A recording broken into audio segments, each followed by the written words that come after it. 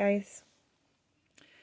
I am going to make a video a little different than usual, starting with my Greta.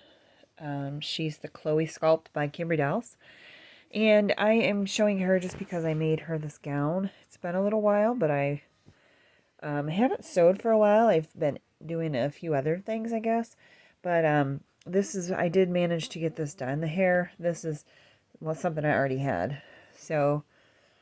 Here, let me see if I can get her to lay flat. There we go. She wants to roll. Here's the gown. It's a little baggy here, and the arms are just a little bit like baggy too. See how it's a little baggy? So the fit needs to be adjusted a little. And I have her legs in here kind of curled up. So if I were to put them straight, you can kind of, I can't get them out. She probably would be too long for this. So I keep them like that because I like it, but also because it fits with this gown really nicely. So there's her little curly toes. I would probably make this a little longer if I do another, and make this a little maybe more gathered here. I tried to gather it a little, but it didn't work out that well. Then it would be more closer to her body there. I do have it secured on the back with good old Velcro. But it was the first one I made. I haven't tried another one, but I have material that I would like to make into another gown. Just alter it just a tad. This is just a pattern that I drafted myself based on other clothing pieces that I had. So I think I will try again. But as for the different type of video, I am going to pause it for a minute, and I'm going to walk elsewhere, and I will show you what I mean by it's going to be a little different. So just a second.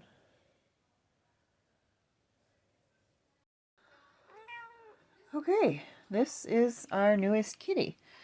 I usually have my other kitty is in a lot of my videos, but this one is new. She showed up at our house outside last week, and she was crying at the door. She's very vocal. She was crying at the door in the cold when it was super cold. Here it was like in the negatives last week. So she came at night. We left her out there. She was still here the next day. So we put her in our garage. She is young. She's 6 to 8 months, somewhere in there. She is a girl. She is a dilute tortie for coloring, so I knew she was a girl. She's skinny. She was smelly. She was starving. So we put her in our garage, gave her some food, some water, a litter box, made her a little bed out of a cardboard box and a blanket. I don't know why she keeps scratching. We have had her vet checked. She went to the vet on Monday. She has no, she doesn't have fleas. She doesn't have any ear mites, any worms, any parasites. She's feline leukemia free. She was in really good health for being a stray. Her eyes are clear, and they think she's 6 to 8 months. She might be a little underweight because she is. You can feel her spine and stuff. She's really sweet. We named her Hilda. Our other cat that we've had, she's 7.5. Her name's Zelda, and this one is Hilda. So we have been playing with her, trying to acclimate her to our house. The two cats don't like each other so much. It's our old cat. She is not a fan of this new cat, like, at all. She hates her right now. She does a lot of hissing and growling. No contact to date. But we've started bringing her in the house just on Monday afternoon and evening. So this is only Wednesday, so it's not been very long that they've had to get used to each other. But they are both in the house and doing okay. When we leave, or like at night, Hilda here, has to be kept separate because I will not trust them at all for the nighttime or for when we're gone to be both in the house. Or if they're both in the house, one of them's got to be shut in a bedroom. So that's how we're handling getting them used to each other. She likes this room. This is one of my daughter's rooms. You can see some light here. We do have a bearded dragon. There he is. That's Louie. He is under his basking rock for some reason. It is almost his bedtime. His lights turn out here really soon. They're on a timer. They're out for 12 hours, and then they'll come on in the morning after 12 hours. So he is getting ready for bed there under his rock. But I don't know if she likes it because it's kind of warm in here because of the lights or what. But she is enjoying this bedroom. She's been in here a few times today, napping, which is good because at first all she wanted to do was walk around. I don't know that she's ever been in a house. At first I thought she had because she's super friendly and she's super nice. But and once we brought her in, I'm not sure that she has been. She's really sweet, aren't you? She loves us. I mean, she loved us as soon as we brought her in the garage. She was all purring and snuggling and cuddling. She's just really nice. Huh. There's a nice girl. Way nicer than our other cat, than Zelda. That is not a very nice or friendly cat. This one is much, much nicer. So far. So, we have been cat focused. The last couple of weeks we were just leaving her in the garage until we got all the things checked out at the vet to make sure she wouldn't make our current cat sick, you know, that she wouldn't give her any fleas or parasites or worms or anything like that. And so once she got the clear from the vet, in she came. And she seems to be doing well. She eats really good. She's always hungry, but, you know, like I said, she's a little skinny. Huh. But next step with her, once they get acclimated, but she will need to be fixed. So we are going to hopefully get to that in March. There's a clinic that does that once a month that we are hoping to get her into. Otherwise, we can do it at a vet, but the spay-neuter clinic is so much cheaper. And they take house cats, pets, as well as strays, and she's a stray, and I guess I'm not positive that she's going to be able to stay in the house. Depends on if Zelda can get used to her, but hopefully she can. So, anyways, I can have her fixed there. But that will be coming up as soon as possible for her. Even if she's an outside cat, she definitely needs that, of course. We don't want any kitties, no babies. So, that is one thing that's different. I don't generally show my pets, but, I mean, I do, because my cat just comes by my videos, but I don't feature them, I guess, but since she's brand new and she's really sweet. I don't know if you can hear her purring. Let me see if I get close enough. Yeah. I don't know if that'll come over the video, but she is purring. And then I just wanted to show what else I've been doing since I really haven't been sewing. I've been playing with my dolls just a little and changing them a little, but I'm going to pause it again and I'll show you what I've been doing to fill some of my cold evenings or afternoons, so hang on. Okay, back in my room, and I have my Greta still here, but I've been doing coloring books. Do you guys color? I actually had not been interested until recently. For Christmas, I bought myself some alcohol markers, which are really fun. And then since I've bought some nice colored pencils, I thought I had colored pencils, which I do, but all the leads inside, like when I sharpen them, they just keep breaking. So I don't know if they're just junky or what happened to them, but I had to get some new ones of those. So I just wanted to show a couple pictures. I just got this Monday, so I've worked on that. This is colored pencil. But this has some really pretty pictures. So obviously I'm going to do more work on this, but just some examples. This is called Vintage Blooms. They've got some neat, like, vintage type items that are just kind of neat. So I thought the flowers were pretty and they'd be fun to like blend and stuff. So I worked on that. But I also like a little bit of creepy stuff, horror a little bit-ish. So these I just kind of did in order. I did that guy. Him I did with not alcohol markers, it's just regular markers, which is why he looks kind of uneven. And you can tell too when you feel the paper, this is not as smooth because these kind of markers kind of eat away the paper. But you can see there how his beard like is uneven. Same with this guy, he's with just regular markers. Then I got my alcohols. My daughter had some alcohols, which I used for the first one, but I wanted a bigger set of my own. So then I went and did this guy. And this guy is alcohol markers plus colored pencils, which I did some of the, you can see like some of the shading around here that I did with both pencil and marker. I did marker first and then went over it with pencil. So there you can see it a little better. Obviously the background on him is not done, but I was not liking this one when I started. I didn't like the picture. I've just kind of been going in order of this book. But once I started him and saw how he was turning out, I actually really like this one. This paper is a thicker, better paper than the last book I just showed, the flowers. This one, oh, here comes Hilda.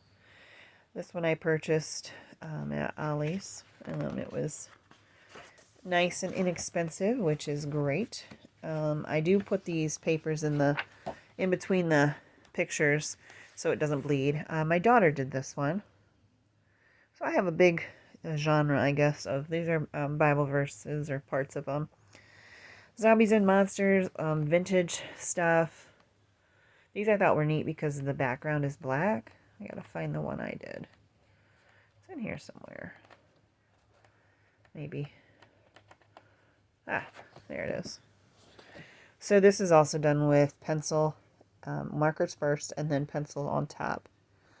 Just for some shading and stuff, mostly in the bird and the flowers. That's a nice, bright, colorful one. So that's all I've done in that one. And then I have, let's see, the last book that I have. These are the only 4 I have right now, which is plenty of pictures. Let me find this one. This just has some cool nature pictures. All kinds of cool stuff. My other daughter did that one with pencil. But I like simpler backgrounds. I think that's kind of nice. They don't have super busy. I'm not into the busy mandala-like stuff. Here's one. There's one I did. That was really pretty. A peaceful looking picture. I really like the shades of blue and green together. It looks really pretty, in my opinion. This one's my favorite that I've done. This is done with all markers. All the shading and things was just my alcohol markers. So I thought it turned out really pretty. But I love greens and purples. My favorite colors are green and purple. So this one speaks to me. It's really pretty. And I also like how it was drawn, how it looks kind of sketchy. You can see like all these lines were in there in the blank drawing before I colored it. I actually think that adds a lot of shading and dimension all by itself before you even put color to paper. So really cool. This book I also got at Ollie's, didn't I? Yes, I did.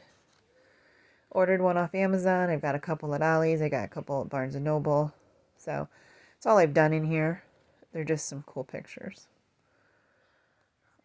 And I think it's totally fine to start, working a little bit on one and move to another and maybe go back to the one and go back to the other. Just kind of whatever kind of picture inspires you for the day. I think that's pretty cool. I've been enjoying that. So I've been in coloring. You can pick it up. You can color for a little while. You can put it down and go back to it later. I don't have to spend a couple hours working on one project. I can if I want to, but I feel like sewing once I start and get the machine out and make the mess, I just want to do it all. Um, and it's just not working that well with my issues, like with my back. So the color books allow me to do little bits at a time. I can also, or little bits at a time. I can also take it with me. I took it with me on Sunday at my sister-in-law's house, and we colored some pictures. Um, so it allows me to be creative, and like I do with sewing, I just not feeling the sewing right now. I want to, but at the same time I don't want to. So anyways, that's what I'm doing for now. I also made a really cool shrink ink, which it's in the kitchen. I have it in my purse actually. It's like a little zipper pull for my wallet. Um, I don't know if you've ever used Shrinkit inks, but it's a shrink plastic. You draw on it kind of big. I used, let me think, what did I use? Markers and colored pencils, I think. Get it all colored up how you like it. You bake it for not very long, a few minutes. Well, you cut it out of the Shrinkit ink if you want it cut, and then you bake it. Kind of make sure it's flat when it comes out and let it cool. And you've got a little miniature version of whatever you just made, and you can use them for keychains or magnets or pins. I'm sure there's probably more creative uses for them, but I use mine as a zipper pull, so it's pretty cool. But I've just trying to been trying to find little things like that that um, make me feel, creative and let me be able to satisfy that urge that I have, to make things in a way that is good for good for my back, good for my time. All right, I guess I say better for my back. I mean, it all makes my back ache a little bit to do stuff like that, but like I said, it's a little bit more, and for me, a little bit more manageable in time to do that. Um, so that's what I've been doing with myself. I don't remember the last time I made a video. My back, it's okay right now. I'm not in bad pain, which I'm very thankful for. But it's not in the best shape. I do need a surgery again.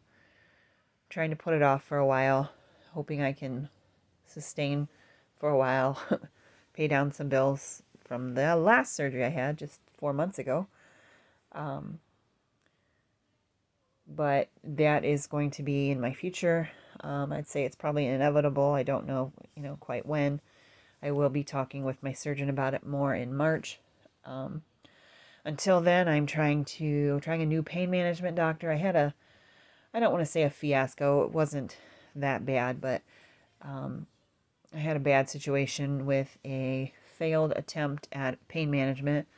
Failed simply because of the cost. It was not upfront what the cost was, and when I got there, it was just an absolutely outrageous cost. I'd had something done before in 22 that I actually had something done twice, similar to what I was going to have done.